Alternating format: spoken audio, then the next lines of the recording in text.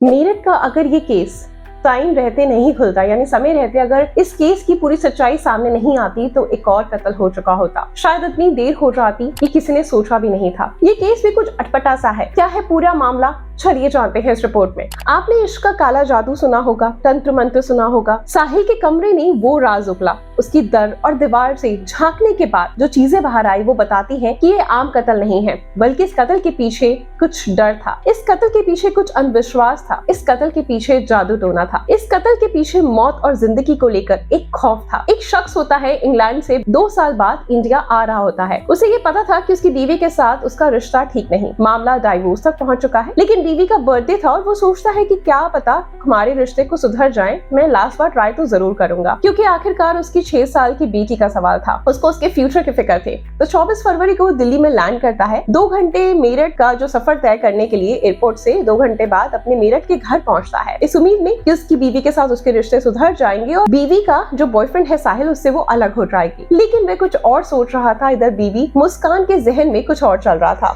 वह तो प्लान किए हुई थी कि जैसे ही वो आएगा और हम उसका कत्ल कर देंगे। लेकिन इस प्लान में अकेले सिर्फ मुस्कान नहीं, बल्कि मुस्कान का वो साथी, उसका प्रेमी साहिल भी था। साहिल और मुस्कान की जो पूरी कहानी सामने आई और साहिल के घर की जो पूरी कहानी सामने आई वो कुछ यूं है कि मेरठ में ही साहिल और मुस्कान दोनों पैदा होते हैं, दोनों बड़े होते हैं। मेरठ के एक स्कूल में साहिल और मुस्कान एक साथ पढ़ते हैं। 8वीं क्लास तक दोनों एक ही क्लास में थे, एक साथ क्लासमेट्स थे। फिर एक दिन साहिल स्कूल छोड़ देता है। मुस्कान वहां से अपनी 10th कंप्लीट करती है, 12th भी कंप्लीट करती है। उसके बाद 2016 में धीरे धीरे स्कूल छूटने के बाद साहिल से मुस्कान की मुलाकात बंद हो जाती है। लेकिन कहीं ना कहीं साहिल के दिल में कुछ था मुस्कान को लेकर। अब 8th क्लास के बाद में दोनों अलग हो जाते हैं, कभी आमना सामना नहीं होता। धीरे धीरे वक्त बदलता जाता है, दोनों बड़े होते हैं। 2016 में एक रोज अचानक मेरठ में घूमते घूमते मुस्कान की मुलाकात सौरभ से होती है। सौरभ को मुस्कान से प्यार हो जाता है। फिर दोनों मिलते हैं और धीरे धीरे ये मुलाकात प्यार में बदल जाती है। इसके बाद शादी करने का फैसला करते हैं। सौरभ के घर वाले शादी के लिए तैयार नहीं थे, मुस्कान के घर वाले मान जाते हैं, शादी हो जाती है। उसके बाद सौरभ के घर वाले उसे घर से निकाल देते हैं। वह अलग घर लेकर किराए के मकान में रहना शुरू कर देते हैं, जिस मकान से वो ड्रम बाद में बाहर आया। इसके बाद सौरभ वापस लंदन चला जाता है, क्योंकि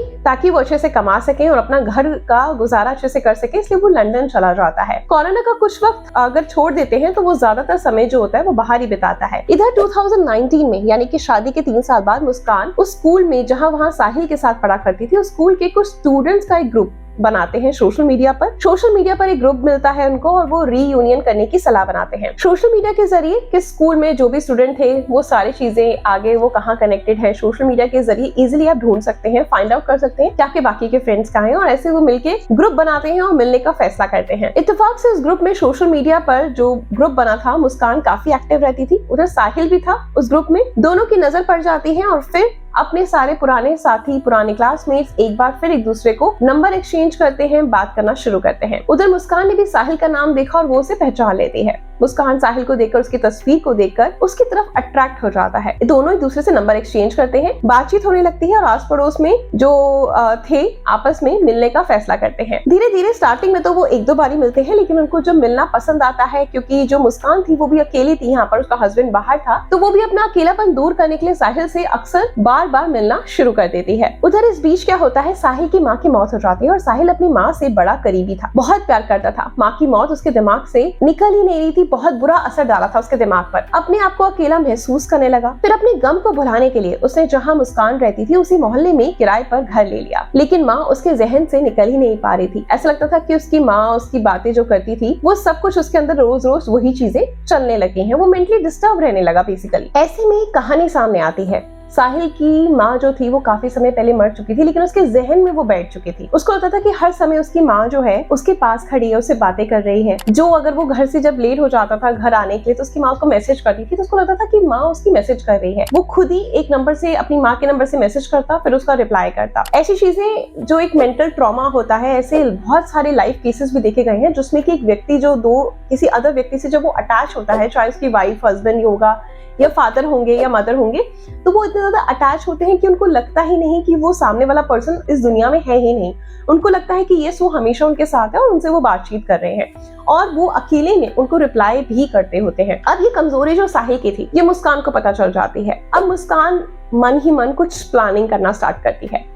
वो भी एक सोशल मीडिया पे अकाउंट बनाती है और उसकी माँ बनकर यानी साहिल की माँ बनकर उसको मैसेजेस करना स्टार्ट करती है। और साहिल को भी ये लगता है कि उसकी माँ अभी भी जहाँ भी है वो उसको मैसेजेस कर रही है और वो उसको बार बार रिप्लाई करना स्टार्ट कर देता है। और ऐसे में ये सिलसिला यही नहीं खत्म होता। जो मुस्कान होती है वो सोशल मीडिया पर जिस अकाउंट से मैसेजेस करती है वहीं पर बताती है कि जो तुम्हारे साथ स्कूल में लड़की पढ़ती थी 8वीं कक्षा तक मुस्कान, वो एक बहुत अच्छी लड़की है। तुम्हारे साथ भगवान ने उसकी जोड़ी फिक्स कर रखी है। अगर तुम मुझे कभी दुख नहीं देना चाहते हो कि मैं खुश रहूं तो तुम मुझसे शादी कर लो और वो तुम्हें कभी दुखी नहीं रखेगी, वो तुम्हारा बहुत ख्याल रखेगी। साहिल को इधर ये लग रहा था कि उसकी माँ जो है वो उसे बहुत प्यार करती है और वो मुस्कान को बहुत पसंद करती है, उसकी तारीफ कर रही है। माँ का आदेश था, हुक्म था, तो मुस्कान का दिल वो कभी नहीं तोड़ सकता था। अब वो मुस्कान पर पूरी तरीके से फिदा हो चुका था। अब उसके जहन दिलो दिमाग में एक ही चीज थी, बस मुस्कान को हासिल करना है। लेकिन इधर मुस्कान जो थी वो शादीशुदा थी, 6 साल की उसकी बेटी थी और एक पति। कैसे मुमकिन था इन दोनों के रिश्ते आम हो जाते? सौरभ को पता चल जाता है कि लड़ाई झगड़ा हो रहा है, सौरभ को डिवोर्स देने की बात हो रही है। यहाँ मुस्कान चाहती थी कि उस वक्त सौरभ को वो डाइवोर्स दे दे, फिर साहिल से शादी कर ले, लेकिन उसने ऐसा नहीं किया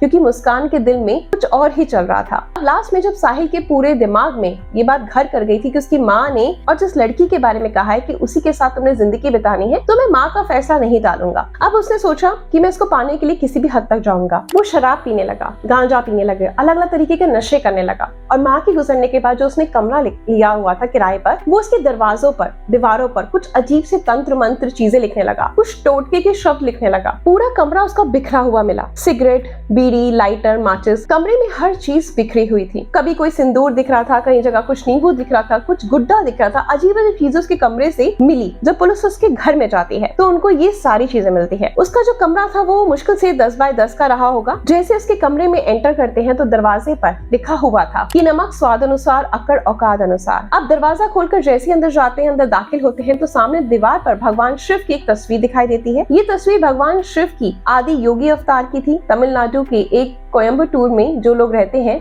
जो आदि योगी हैं, वहां पर साधना करते हैं, यानी एक तरह की साधना शांति के लिए होती है। उसकी मुद्रा और उसकी तरीके की जो तस्वीरें थी उसने दीवार पर लगा रखी थी। इसके अलावा यही इस कमरे में कुर्सी, टेबल, सोफा, बेड सब पड़ा हुआ था, लेकिन दीवार पर अजीब अजीब चीजें लिखी हुई थी। एक जगह पर दीवार पर जो थी एक पिशाच की फोटो लगी थी जो कि ब्लैक मैजिक करने के टाइम पे यूज की जाती है। एक तरफ सोफे के साथ में जंजीर रखी हुई थी। नीचे जाकर देखा तो कुछ जादू टोने की चीजें रखी हुई थी, अजीब अजीब चीजें, गुड्डा, इस तरह की चीजें रखी हुई थी। उनमें पिन चुबो रखा था और साथ में सिगरेट रखी हुई थी। एक तरफ पिंजरा लटक रहा था, उसने कुछ पक्षी और उनकी कुछ टांगे काट कर उसमें लटकाई हुई थी। बहुत तरह के कुछ अजीब से स्टैचूज रखे हुए थे जिसमें चांद लटक रहा था, अजीब से जानवर नजर आ रहे थे जो काफी आक्रोश में थे। मतलब हर तरीके का कमरे में कुछ अजीब ही मंजर था। हर कोना एक अलग ही चीजें, अलग ही जो है स्टेटमेंट बयान कर रहा था।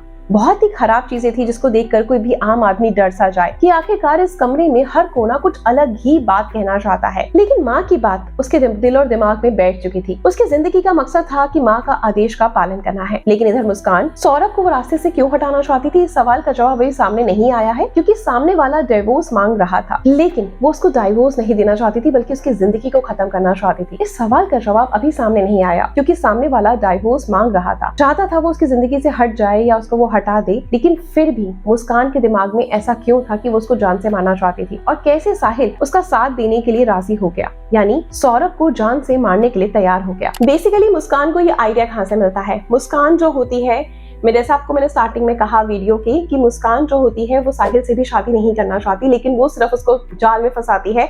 उसकी माँ बनकर ही सोशल मीडिया पे अकाउंट क्रिएट करती है और मैसेजेस करती है और अपने लिए प्यार पैदा करती है साहिल के मन में, ताकि जो परफेक्ट वाइफ है वही है और माँ का आदेश साहिल को करना है, फॉलो करना है। तो कुछ चीजें सामने आई है। जब मर्डर होता है ना तो वो ये कहता है कि मैंने वध कर दिया सौरभ का, तो इट मीन्स यानी जो साहिल है उसके मन में कुछ जादू टोना या इस तरह की चीजें पहले से ही दिमाग में थी। और जब साहिल जो होता है वो सौरभ की बॉडी को जब डंप करता है तो डंप करने के टाइम में उसका जो धड़ से सिर अलग करता है और हथेलियां काटता है, पूरा हाथ नहीं काटता। बेसिकली क्या होता है, जब हम किसी चीज में भरते हैं, बॉडी को डंप करने की कोशिश करते हैं, तो हम बॉडी को छोटा करते हैं ताकि वो उसमें फिट आ जाए। तो उसके लिए बाजू काटी जाती है, टांगे काटी जाती है, सिर को धड़ से अलग किया जाता है ताकि वो उस कंटेनर में या बैग में जिसमें भी होता है फिट हो जाए। लेकिन यहाँ पर जब कत्ल किया गया था तो उसके बाद जो सिर को धड़ से जब अलग किया गया तो उस टाइम भी साहिल ने मुस्कान को कहा कि पहला वार तुम करोगी, यानी उसके दिमाग में कुछ जादू टोना या तंत्र मंत्र वाली चीजें थी जिसके अकॉर्डिंग वो उसको फॉलो करवा रहा था। नेक्स्ट वो क्या करता है, उसके हाथ नहीं काटता है, हथेलियां काटता है।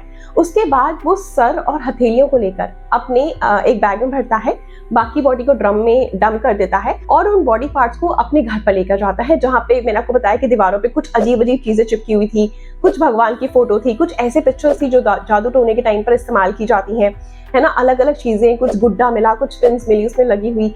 तो इस तरह की जो चीजें मिली थी, मतलब वो हर बार पुलिस को यही कहता कि उसने सौरभ का वध किया है। तो वध कभी भी किसी भी क्राइम में यूज नहीं किया जाता, कत्ल ही किया जाता है, लेकिन इट मींस उसके दिमाग में कुछ इस तरीके की चीजें बैठ चुकी थी, ठीक है, बलि दे रहा है, खुश कर रहा है, इस तरह की चीज उसके दिमाग में बैठ चुकी थी, जिसका फायदा मुस्कान ने उठाया। अब मुस्कान को ये सारा आइडिया कहाँ से मिलता है, एक फिल्म से मिलता है। एक फिल्म में दो कैरेक्टर्स होते हैं, एक जो कैरेक्टर होता है बिल्कुल परफेक्टली शार्प माइंड होता है और उसने किसी को मारना होता है।